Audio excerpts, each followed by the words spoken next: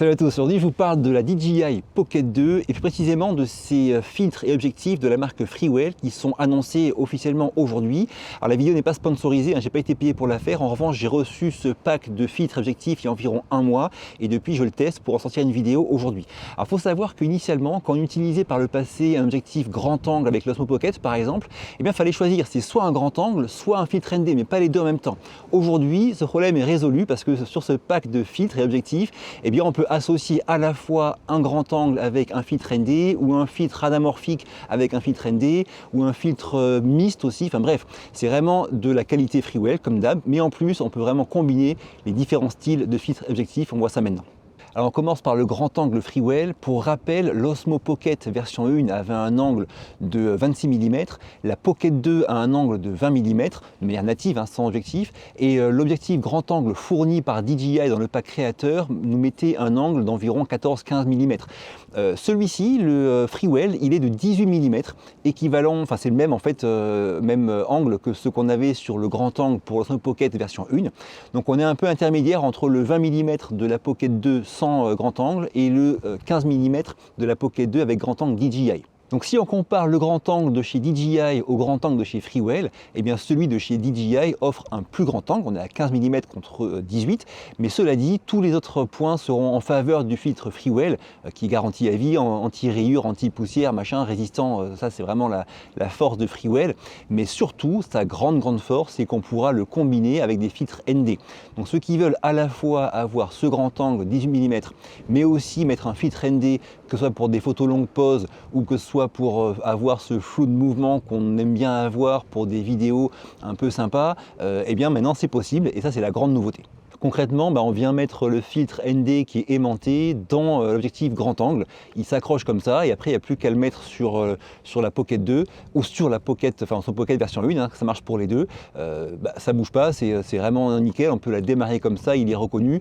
Bref, rien à dire, c'est vraiment un bon système. Par contre, petite chose à savoir, c'est que faut pas avoir des gros doigts boudinés. Ces mini filtres ND, ils sont quand même pas hyper pratiques à manipuler et on a vite fait de mettre des traces de doigts dessus.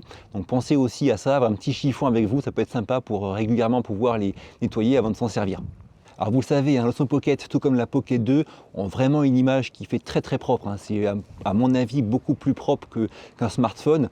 C'est vraiment une image que je trouve vraiment sympa. Et ce filtre grand angle, j'ai utilisé tout récemment en prestation. Alors je ne l'ai pas dit à mon client sur le coup, mais c'était dans un yacht une pièce assez étroite, une cabine assez étroite.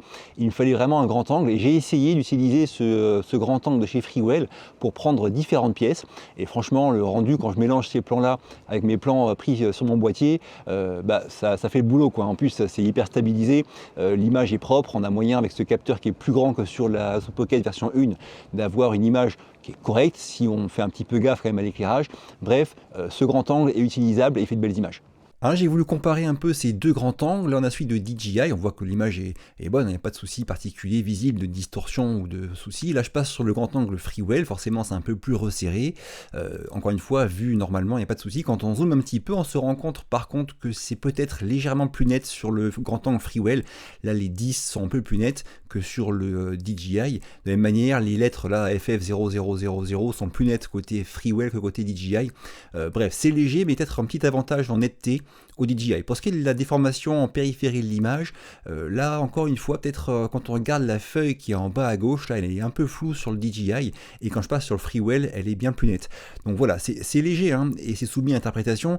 Dites-moi en commentaire si vous avez des choses différentes ou que j'aurais pas vu, mais en tout cas j'ai l'impression qu'il y a un très léger avantage globalement sur le Freewell, ce qui est bien normal, c'est leur domaine Freewell. Ils font que ça, ils font que des filtres objectifs, contrairement à DJI, niveau durée de vie du produit et qualité optique, c'est logique que Freewell ait un léger avantage. Alors on a aussi un filtre anamorphique. Ceux qui ne connaissent pas l'anamorphique, j'en ai fait une vidéo dédiée où j'explique tout, un peu l'histoire des filtres anamorphiques, à quoi ils servent, comment on traite leurs images et comment on obtient un beau rendu avec DaVinci Resolve.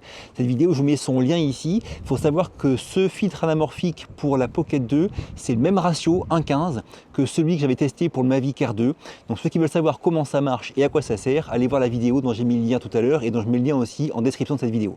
Enfin, Freewell a aussi fait des filtres Pro Mist, objectifs Pro Mist. pour la Pocket 2 et Osmo Pocket. Alors ceux qui ne connaissent pas les objectifs mixtes, si vous voulez, toutes ces caméras ont une sorte de traitement numérique qui rend l'image un petit peu digitalisée, un petit peu trop nette, bref, trop numérique quoi.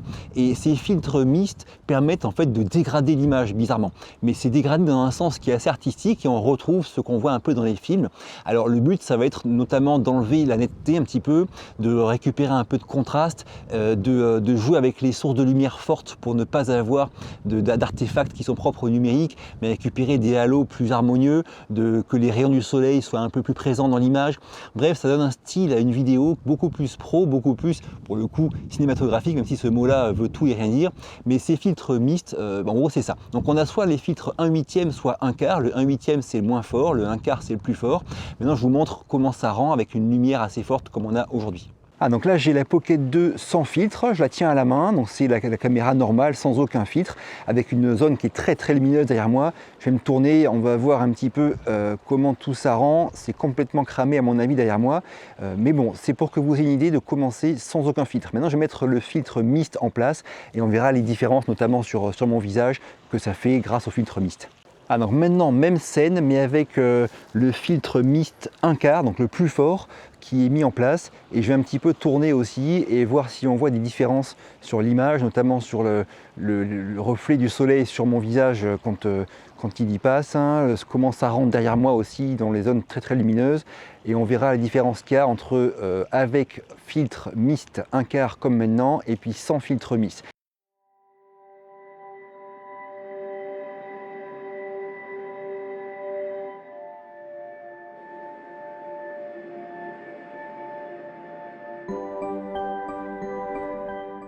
Alors sous la vidéo, je vous mets bien sûr des liens pour avoir les caractéristiques de ces filtres et pour les acheter. J'ai fini pour aujourd'hui. Si ça vous a plu, un petit pouce bleu, pensez à vous abonner, ça m'aide beaucoup. Je vous quitte, à très vite et d'ici là, bougez-vous purée.